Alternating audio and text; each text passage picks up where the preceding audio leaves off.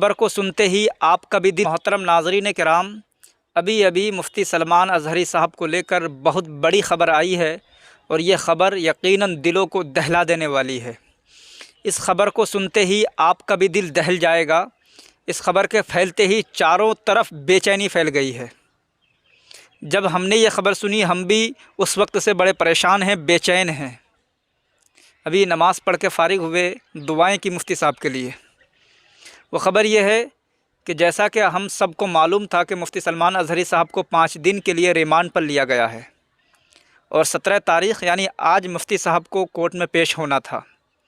جیسے ہی آج مفتی سلمان اظہری صاحب کو کورٹ میں پیش کیا گیا موڑاسا میں، 10:30 بجے بغیر کسی جانچ کے مفتی سلمان اظہری صاحب کے اوپر بغیر کچھ بات چیت کیے، جیسے ہی آپ نے سگنیچر کیا، بغیر کوئی کارروائی کیے، بغیر کسی سنوائی کے مفتی سلمان اظہری صاحب کو احمد آباد سابرمتی جیل میں بھیج دیا گیا ہے۔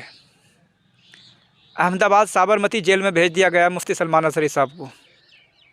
مفتی صاحب نے کا کیا جرم تھا، کیا قصور تھا مفتی صاحب کا؟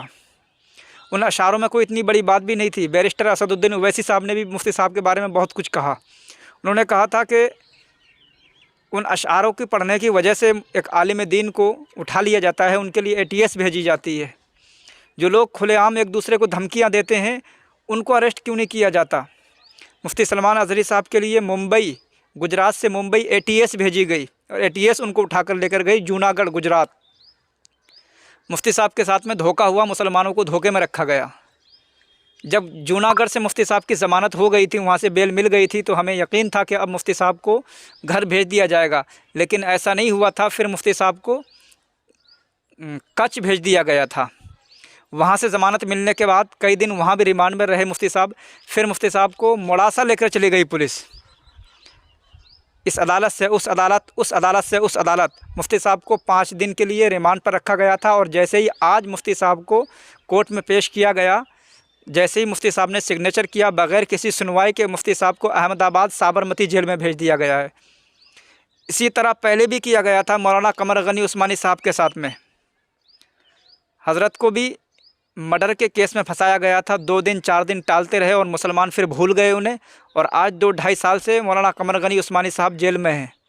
وہی تاریخ مفتی سلمان اظہری صاحب کے لیے بھی دہرائی جا رہی ہے۔ مفتی صاحب کو بھی اسی طرح ٹالا جا رہا ہے کہ مسلمان بھول جائیں گے۔